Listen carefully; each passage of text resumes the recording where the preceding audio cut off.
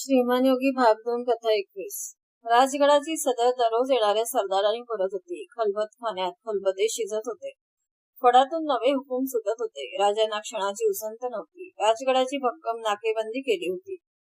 तिन्ही माचांचे आणि बालेकिल्ल्यांचे बुरुज तोफाने सजले होते. अखंड कोसळणाऱ्या पावसाचे बाण कोणाला राहिले नव्हते. बाजीप्रभू देशपांडे गडावर हजर झाले. दिप्पाड शरीराचे बाजीप्रभू राजांच्या मुजऱ्याला उभे ठाकले. राजाने विचारले, बाजी, मोहनगड सज्ज झाला? हिरडस मावळातील ओस पडलेल्या गडाला राजांनी मोहनगड असे नाव दिले होते. विजापुराहून खान निघणार याची प्रथम बातमी आली होती. तेव्हाच राजांनी मोहनगड भक्कम करून घ्यायला बाजीप्रभूंना आज्ञा केली. बाजीप्रभू म्हणाले, राजे, गड पुरा बंदोबस्तात आहे, चिंता नसावी. बाजी, तुम्ही असल्यावर चिंता कसली? आपली शिबंदी आणलीत ना? हो, शिबंदी आपल्या आज्ञेप्रमाणे शिवापूरला आहे. ठीक आहे. पावसाने दिलेली उघडीप पाहून राजगडाच्या संजीवनी माचीवर तोफा चढवायचे काम सुरू झाले होते. माची अरुंद, त्यामुळे तोफांचे गाडे कष्टाने पुढे सरकत होते. पावसाने ओल्या झालेल्या मातीत चाके रोतत होती. राजे जातीने हे काम पाहत होते. एक मध्यम तोफ अशीच रेलली जात असताना गाड्याची चाक सारणीत घसरले. तोफ कल्ली.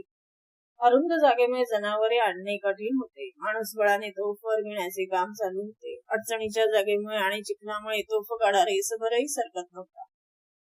राजांच्या बरोबर बाजीप्रभू, तानाजी, संभाजी गावजी, पानसंबळ ही माणसे ते दृश्य पाहत होती. थोडा वेळ गेला आणि संभाजी असतानी आखडीत खाली उतरला. येसाजीने विचारले, काय संभाजी, काय बेत?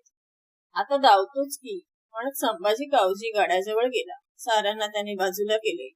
सारणीत दाटीवाटीने संभाजी उतरला. गाड्याच्या मागच्या पुढच्या माणसांना संभाजी म्हणाला, चाक वर आलं की गाडा वर ओढा. दोन्ही हातावर थुंकून संभाजीने श्वास घेतला. छाती तटतटून फुगली. त्याने गाड्याला हात लावला. हाताचे गोळे तटतटले. नरड्याची शिरनशीर इंगळीसारखी उमटली. गाडा करकरला. डोळ्यांवर विश्वास बसत नव्हता. गाड्याचे चाक उचलले जात होते. चाक वर आले आणि हर हर महादेवची गर्जना होऊन गाडा खेचला गेला. रुतलेले चाक सारणीतून वर आले. संभाजी राजांच्या जवळ आला. राजे कौतुकाने म्हणाले, संभाजी, आजवर आम्ही नुसता तुमचा दिप्पाड देह पाहत होतो, पण त्याची ताकद आज पाहिली. महाराज, याला जेवायला कोण बी बोलवत नाही. अर्ध बकर जागेला बसवतो. बळकट घोडं सहज उचललं अशी ताकद आहे त्याची. तानाजी, कुठेतरी दृष्ट लागेल त्याला. डोळ्यात मावला तर लागणार नव. तानाजीच्या बोलण्याने सारे हसले. तोफा जागेवर बसलेल्या पाहून राजे माघारी आले. शिवापट्टण आणि राजगड सरदारांनी मावळ्यांनी भरून गेला. राजगडाचा बंदोबस्त करून राजांनी राजगड फिरंगोजीच्या ताब्यात दिला आणि स्वतः जावळीला जाण्याचा निर्णय जाहीर केला. जिजाबाई म्हणाल्या, राजे, पाऊस मी म्हणतोय, जावळीत जाण्याऐवजी इथेच राहिलं तर काय बिघडेल? मासाहेब, खान अजून वाईला आला नाही. वाईला खान आला की आम्ही असू त्या जागी त्याचं लक्ष जाईल. तुम्ही शंभूराजे सारे इथे राहा. आम्ही जावळीला जातो, त्यामुळे राजगड सुरक्षित राहील. राजे, तुम्ही संकटात, आम्ही सुरक्षित राहून काय करायचं? मासाहेब, जेवढी जबाबदारी आमची आहे तेवढीच तुमची आहे. आमचे वारस शंभूराजे सुरक्षित राखणं ही तुमची जबाबदारी आहे. केव्हाही हाक मारलीत, आज्ञा केली तर जावळीवरून आम्ही सेवेला हजर होऊ. जिजाबाईंचा निरोप घेणे सोपे होते, पण सईबाईंचा निरोप घेणे फार कठीण. सईबाई अंथरुणाला खिळल्या होत्या. संभाजीला कडेवर घेऊन राजे सईबाईंच्याकडे आले. सईबाईंनी हसून स्वागत केले. राजे म्हणाले, सई, पाहिलंस, आम्ही जावळीला जाणार म्हणताच हा येतो म्हणून पाठीस लागला आहे. असं आडून सांगण्याचं काही कारण नाही. इथे सारे आहेत, आपण काळजी न करता जावं. राजे चकित झाले. त्याने विचारलं, सई, तुला कोणी सांगितलं? आपली मनोहारी आहे ना. एकूण तुमचं नजरबाद खातं चालू आहे तर.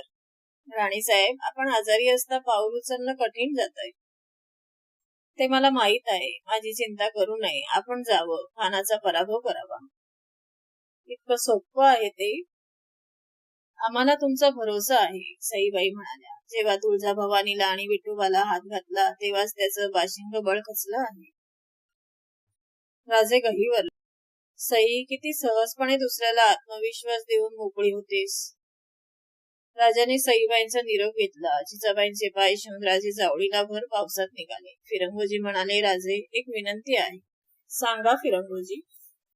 मी आपल्या बरोबर येतो. फिरंगोजी, तुम्हाला आम्ही मुद्दाम इथे ठेवून जातो आहोत. येथे मासाहेब आहेत, शंभूराजे आहेत, राणीसाहेब आजारी आहेत. तुमच्या भरोशावर ही जीवाभावाची माणसं सोडून आम्ही निर्धास्त होऊन जावळीला जात आहोत. ही जबाबदारी तेवढीच मोठी आहे.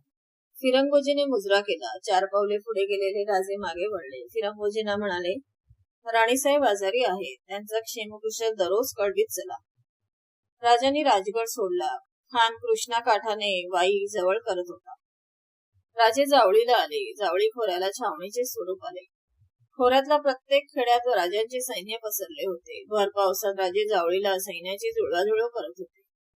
मोरपंत पिंगळांनी प्रतापगड सुसज्ज करून ठेवला होता. कल्याणहून पाठवलेल्या लांब पल्ल्याच्या तोफांनी प्रतापगडाचे मोर्चे धरून ठेवले होते. श्रावणाचे कोवळे येऊन जावळी उजळू लागले. अखंड जलधारांनी चिंब झालेली सृष्टी त्या उन्हात अंग वाळवू लागली. पावसाळा संपला. पाऊलवाटांची शेवाळ नाहीसे झाले. रात्री अपरात्री जावळी खोऱ्यात टापांचे आवाज उठू लागले. डोंगर कपारीतून मशाली फिरताना दिसू लागल्या. राजांनी प्रतापगडावर ठाणे हलवले होते. खान कुठे जरी उतरला तरी प्रतापगड सोडायचा नाही हे राजांनी ठरवले. खान वाईला येणार हे राजांना नक्की माहित होते. प्रतापगडापासून कोसाच्या अंतरावर वाई फार जवळ होती, पण वाईहून प्रतापगड गाठणे इतके सोपे नव्हते.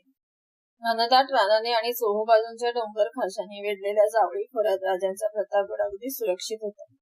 खानासारख्या बलाढ्य शत्रूशी मुकाबला करायला याच्यासारखी आड जागा नव्हती. राजे खानाच्या पुढची हालचाल पाहत होते. एके दिवशी राजगडावर आनंदाची बातमी आली.